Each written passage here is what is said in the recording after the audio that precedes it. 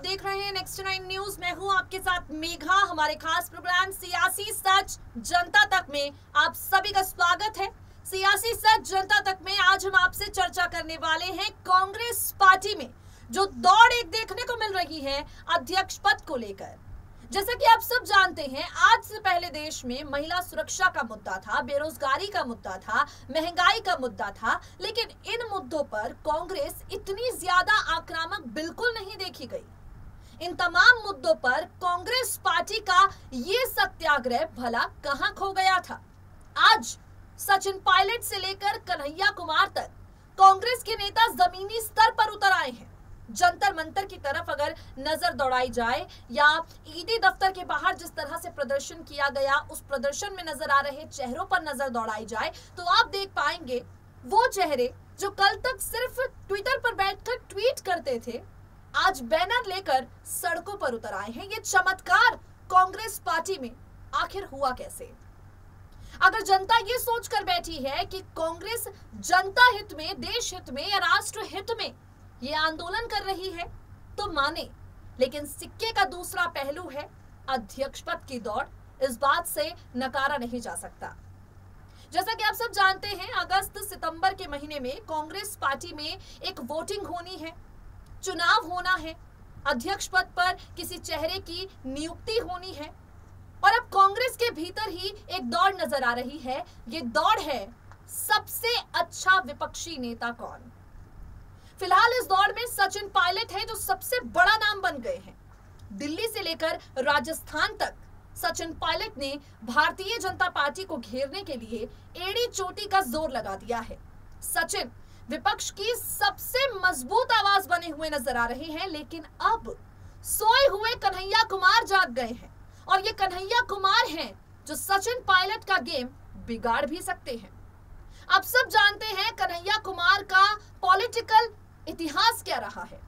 कन्हैया कुमार किस तरह से गिरिराज सिंह के खिलाफ चुनावी मैदान में उतरते हैं, किस तरह से कांग्रेस पार्टी में शामिल हो जाते हैं। कन्हैया जो यूपी विधानसभा चुनाव के दौरान शांत थे, कन्हैया जो पंजाब विधानसभा चुनाव में भी बहुत ज्यादा आक्रामक नजर नहीं आए, एक्टिव नजर नहीं आए, वो कन्हैया कुमार अग्निपथ योजना को लेकर भारतीय जनता पार्टी को घेरते हुए एक लंबी चौड़ी प्रेस कॉन्फ्रेंस करते हैं। आखिर कन्हैया एकाएक एक्शन मोड में क्यों आ गए हैं?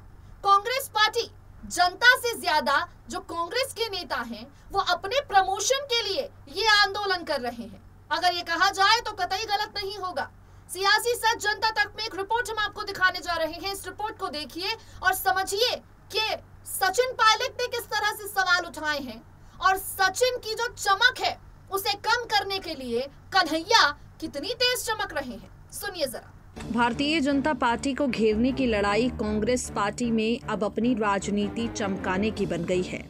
कांग्रेस पार्टी के वो तमाम बड़े नेता जो कल तक बिल्कुल शांत हो गए थे, अब अग्निपथ योजना को लेकर भारतीय जनता पार्टी को घेरने की कोशिश कर रहे हैं। आखिर अचानक से सोए हुए नेता नींद से इस तरह कैसे जाग गए, ये अपने आप में एक बड़ा सवाल है। आपको बता दें, अगस्त के महीने में कांग्रेस पार्टी अध्यक्ष को लेकर चुनाव होने हैं। पार्टी आपसी सहमति से, रजामंदी से, वोटिंग सिस्टम के आधार पर अध्यक्ष पद पर किसी नेता की नियुक्ति करेगी। राहुल गांधी तय कर चुके हैं कि चाहे कुछ भी हो जाए लेकिन वो इस पद की जिम्मेदारी दोबारा नहीं लेंगे। ऐसे में निष्पक्ष रूप से अब पार्टी चुनाव कराएगी और उसके बाद ही किसी की ताजपोशी पर फैसला होगा।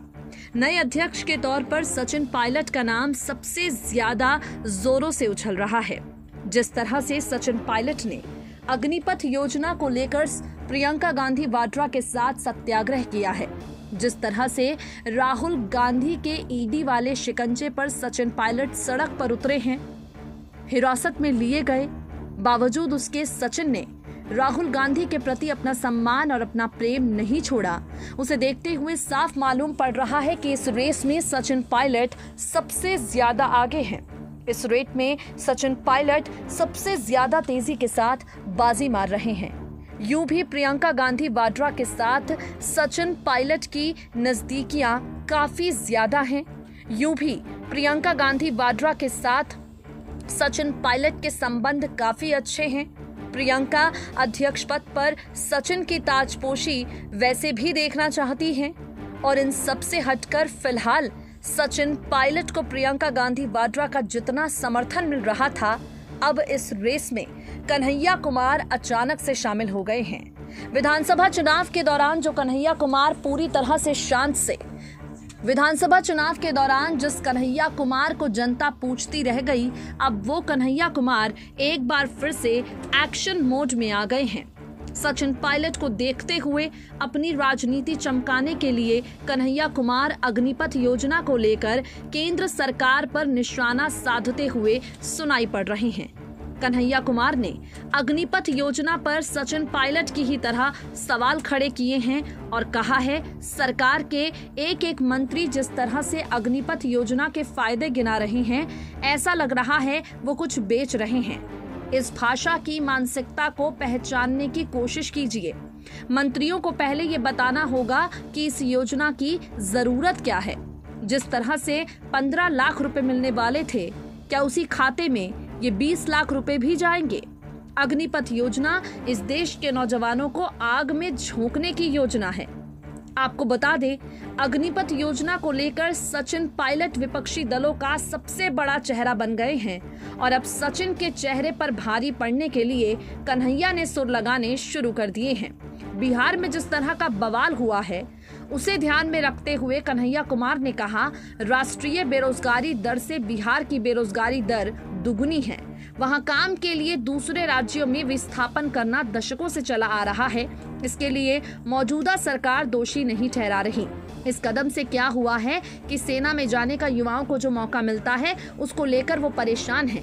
क्या है ना, अगर नहीं हुआ ना सेना में भर्ती तो उसका ब्याह नहीं होगा। 4 साल में रिटायर होकर आ जाएगा तो कौन शादी करेगा उससे। प्रधानमंत्री जी खुद को समझते हैं डॉक्टर डैंग और हम लोगों को समझते हैं पिंजरे में बंद चूहा। जब मन करे तब इंजेक्शन लगाना शुरू कर देते हैं, टेस्ट करते हैं कितना उछला। कन्हैया यहीं नहीं रुके, बल्कि सचिन पायलट की ताकत को समझते हुए कन्हैया कुमार ने आगे कहा, मैं बिहार का रहने वाला हूँ। मैं ऐसे परिवार से आता हूँ जहाँ 15-16 लोग आर्म्ड फोर्सेस में हैं। इमरजेंसी में हमारे एक भाई और रिश्तेदार सर्वोच्च शहादत दी है। जब देश में सेना भर्ती की एक नियमित प्रक्रिया है तो उस प्रक्रिया को खत्म करने का कारण क्या है? अब सरकार के दावे बताए जा रहे हैं। सरकार कह रही है, हम चाहते हैं कि युवाओं को रोजगार मिले। पीएमओ ने हाल ही में ट्वीट किया, 1.5 लाख नौकरियां दी जाएंगी। जब नोटबंदी की गई तो कहा गया आतंकवाद खत्म हो जाएगा, नक्सलवाद समाप्त हो जाएगा। बावजूद इसके नक्सलवादी और आतंकवादी घटनाएं हो रही हैं। अगर नोटबंदी के बाद आतंकवाद समाप्त हो जाता तो पुलवामा की घटना कैसे हुई? कन्हैया कुमार ने कहा, ये दावा करते हैं, अगर इनके दावे की आप पड़ताल करेंगे तो आप ही आरोप लगा देंगे। विपक्ष की कही बात अगर लोग मान लेते तो क्या प्रधानमंत्री मोदी होते? हिंसा की घटनाओं पर कांग्रेस नेता ने कहा, ये वही नौजवान हैं जिन्होंने उस वक्त हिंसा नहीं की जब इनके माता पिता हजारों किलोमीटर पैदल चले। ये वही नौजवान हैं, इन्होंने तब हिंसा नहीं की जब उनके परिवार को ऑक्सीजन नहीं मिल रही थी। 2 करोड़ नहीं देने पर भी हिंसा नहीं किए। क्या आपने विपक्ष से पूछा? क्या आपने नौजवानों से पूछा कि हम आपका भला करना चाहते हैं किसानों की तरह? कन्हैया कुमार ने कहा, जब किसी परिवार के बच्चे को सेना में नौकरी मिलती है तो पूरे इलाके में उसका सम्मान बढ़ जाता है। सेना का सवाल देश की सुरक्षा का सवाल है। आप इसे मजाक मत बनाइए। देश में गरीब किसान मजदूर के बच्चे जाते हैं। अग्निपथ योजना इस देश के नौजवानों को अग्नि में झोंकने की योजना है। इस योजना को सरकार को वापस लेना चाहिए। बिहार में हिंसा का सवाल है, ये नौजवान न किसी के द्वारा लाए गए हैं, न ही किसी के द्वारा बुलाए गए हैं। तो कन्हैया कुमार ने कांग्रेस पार्टी की तरफ से सबसे मजबूत आवाज बनते हुए ये कई तरह के बड़े बड़े सवाल हैं जो केंद्र की मोदी सरकार पर उठाए हैं। अब ये तो आगे आने वाला वक्त ही बताएगा कि इस रेस में जीत कन्हैया कुमार की होती है या अगस्त के महीने में बाजी सचिन पायलट मार जाते हैं। तो देखा आपने किस तरह से दौड़ है अध्यक्ष पद की। जनता के कंधों पर बंदूक रखकर सचिन पायलट हो, कन्हैया कुमार हो, अशोक गहलोत हो या प्रियंका गांधी वाड्रा, हर एक नेता बंदूक चलाने की कोशिश कर रहा है। अगस्त के महीने में चुनाव होंगे और कांग्रेस के अध्यक्ष पद का ताज किसके सिर पर सजेगा, आगे आने वाले वक्त में देखना होगा। आज के लिए सियासी सच जनता तक में बस इतना ही। वक्त हो गया है आपसे विदा लेने का, फिर होगी आपसे मुलाकात। देश और दुनिया की तमाम बड़ी खबरों से जुड़े रहने के लिए नेक्स्ट 9 न्यूज को सब्सक्राइब करें।